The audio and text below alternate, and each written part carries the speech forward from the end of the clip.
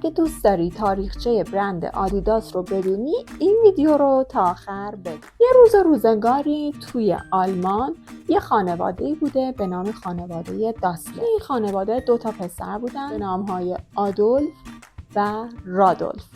پدر این خانواده کار اصلیش این بوده که کارخونه نساجی داشته، ولی بعد از یه مدت کوتاهی این کارخونه ورشکست میشه به خاطر اینکه تعداد کارخونه‌های نساجی اونجا زیاد میشه و به هر حال دست روی دست بسیار میشه و این کارخونه ورشکست هم به خاطر اینکه باید خرج خانواده‌اش رو میداده چند تا کار مختلف و شغل مختلف رو امتحان میکنه، ولی در آخر توی یه دونه کارخونه تولید دمپایی نمدی شروع به کار کردن. همسرش هم که تا اون موقع خیلی زندگی راحتی داشته و همه چی براش مهیا بوده همیشه، بعد اینکه میبینه خانواده‌اش ورشکست شروع میکنه به درست کردن یه جایی که کار خشکشویی لباس بتونه انجام بده. 2 پسراش هم برای اینکه مادر کمک بکنن میرن چیکار میکنن؟ میرن دم در خونه های همسایه هاشون لباسای کثیف رو جمع میکردن و میآوردن پیش مامانشون که توی خشکشویی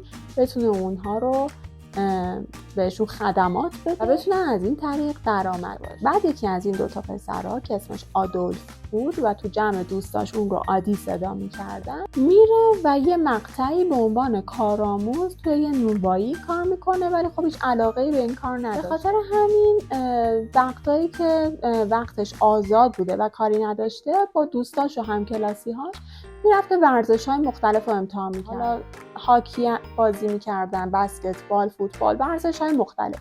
ولی به خاطر اینکه پول کافی برای خرید لوازم این ورزش‌ها رو نداشته، برای خودش و با خلاقیت خودش از مواد بازیافتی سعی می‌کرده لوازم ورزشی رو برای خودش درست بکنه که آخر سر هم تصمیم می‌گیره که به جای نونوایی بره و کنار پدرش وایسه و درست کردن کفش رو یاد بگیره. خب حالا همه اینا مال قبل از سال 1918. تازه تا اینجا همه چی خیلی هم گل و بلبل. چرا؟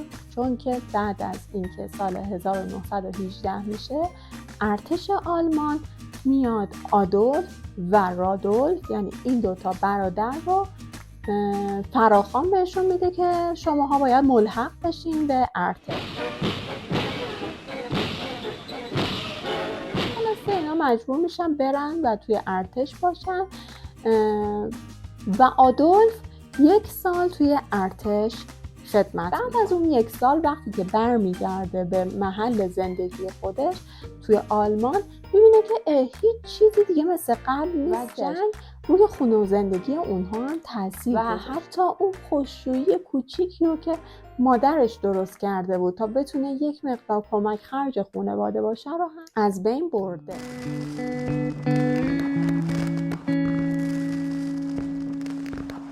به خاطر همین آدی تصمیم میگیره روی اون کاری که قبل از اعزام شدنش به ارتش تصمیم داشت شروع بکنه وقتش رو بذاره و اون رو به نتیجه بره که اون هم درست کردن کفش و لوازم ورزشی. اما اون موقع به خاطر اینکه آدی نه پولی داشت که بتونه لوازم اولیه رو بخره و نه اصلا امکاناتی بودش اونجا که بشه باهاش همچین کاری انجام داد و حالا کفش درست کرد تولید کرد، آدی اومد دوباره از مواد بازیافت مثل چکمه سربازا، قمقمه هاشون، کلاهاشون و این چیزایی که توی خیابونا ریخته بود به اثرات جنگ بود در واقع استفاده کرد و شروع کرد از اونها لوازم ورزشی و کفش درست کرد.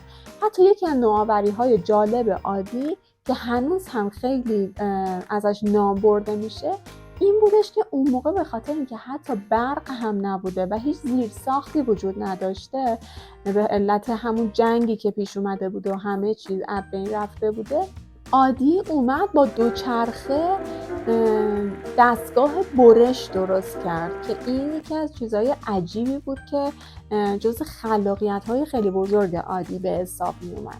تا اینکه بعد از یک مدتی یعنی سال 1974 خواهر و برادر آدی هم رفتن و به آدی کمک کردن که بتونه تولید کفشش رو که همیشه توی ذهنش داشته رو بیشتر بکنه و در واقع از این طریق اونا کارخونه برادران داسلر رو راه اندازی کردن که این کارخونه 3 سال متوالی اول که شروع به کار کرده بود فقط کفشای فوتبال با میخای آهنی رو تولید میکرد. خب حالا عادی به همینجا قانع نبود و دلش میخواست که برندش و کارخونهش جهانی بشه و هیچ راهی برای این موضوع به ذهنش نمیرسید جز در واقع درست‌ترین راه که چی بود؟ ورود برندش به المپیک. اتفاقا عادی با یک ورزشکار خیلی بزرگ اون موقع دوست بود که همین موضوع باعث شد که بتونه برند خودش رو وارد بازی‌های المپیک بکنه. چطوری این کار کرد؟ اومد چند تا از کفشاش رو ریخت توی یه دونه کوله پشتی، انداخت روی کولش و رفت سر زمین بازی این دوست ورزشکارش که وارد المپیک هم شده بود، یعنی یکی از ورزشکاران المپیکی اون سال بود و بهش گفتش که این کفشا رو امتحان. اونم قبول کرد، کفشا رو امتحان کرد و اتفاقا چند تا مدال طلا اون سال آورد. همین موضوع در واقع تبلیغ غیر مستقیم برای کارخونه عادی شد که یک ورزشکار خیلی بزرگ، یک ورزشکار المپیکی که اتفاقا مدال طلا هم توی اون سال آورد، کفش‌های عادی پاش بوده و مدال آورده. این باعث شد که این یه تبلیغ خیلی خوب برای برندش باشه و سفارش‌های خیلی زیادی از سر تا سر دنیا برای کارخونه اونها فرستاد. خب از اینجا بعد داستان یه ذره تغییر می‌کنه چون هیتلر به قدرت میرسه و گرایش‌های نازی گسترش پیدا می‌کنه و کم کم گرایش به تشکیل گروه‌های نازی در قالب تیم‌های ورزشی زیاد میشه.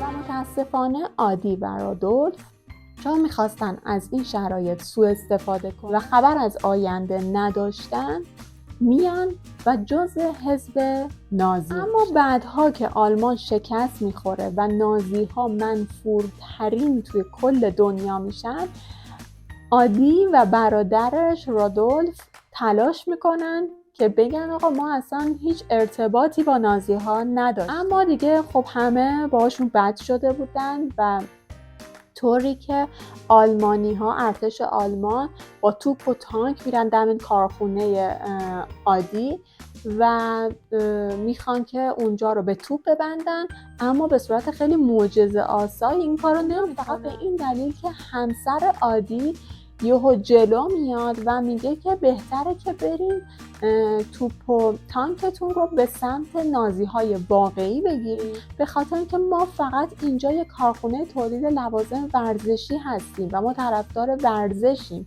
نه طرفدار نازی. به همین راحتی اونا هم بهشون رحم میکنن و کاری دیگه به کارشون نداره. بعد یه مدت دوباره چه اتفاقی میفته؟ این دوتا برادر با هم دیگه به مشکل میخورن و تصمیم میگیرن که اصلا از همدیگه جدا بشن توی بیزینسش. برادر بزرگتر که رادولف بوده در واقع یکم براش زور داشته که خب برادر کوچیکه بیاد رئیس بشه و این به خاطر ازش حرف شنوی داشته باشه. خلاصه سر مسائل مختلف با هم دیگه به مشکل میخورن و برادر بزرگه یعنی رادولف تصمیم میگیره که ارثی که از پدرش بهش میرسیده رو از این بیزینس جدا بکنه و بگیره و خودش بره یه برندی رو بزنه. اتفاقا برند پوما رو هم تأسیس میکنه. چرا حالا اسمش رو پوما گذاشت؟ به خاطر اینکه این دوتا برادر با اینکه دیگه هیچ وقت با هم دیگه رابطه خوبی نداشتن، اما به هم دیگه قول دادن و سر این قولشون موندن که هیچ کدومشون دیگه از اسم داسلر توی برندشون استفاده نکنن. در نتیجه برادر بزرگه که جدا میشه اسم برندش رو میذاره پوما و عادی اسم برندش رو ترکیبی از اسم کوچیک و اسم خانوادگیش میذاره که آدولف داسلر رو میکنه آدیداس و این اسم رو انتخاب میکنه برای برندش. خب اینم یه خلاصه ای از تاریخچه برند آدیداس. اما یه دو سه تا نکته جالب دیگه هم هست که اونا رو هم بهتون بگم و یکیش این که میدونستین که برند آدیداس اولین برندی بوده که به صورت تخصصی کفشای اسکی رو تولید کرد. یه مورد دیگه هم این که برند آدیداس اولین برندی بوده که در کنار کفش شروع میکنه به درست کردن و تولید کردن تیشرت و شلوار و جوراب و بقیه لوازم ورزشی و پشت سر اون بوده که برندهای دیگه هم شروع میکنن این کار رو انجام میدن. و یه چیز خیلی با ارزش در مورد این برند این هستش که خیلی از تولیداتش در واقع با استفاده از مواد قابل بازیافت هستش، به خاطر اینکه این برند یک برند دوستدار محیط زیست. مرسی از اینکه تا اینجا نگاه کردید و دوست دارم که نظراتتون رو توی کامنت ها بهم بگید.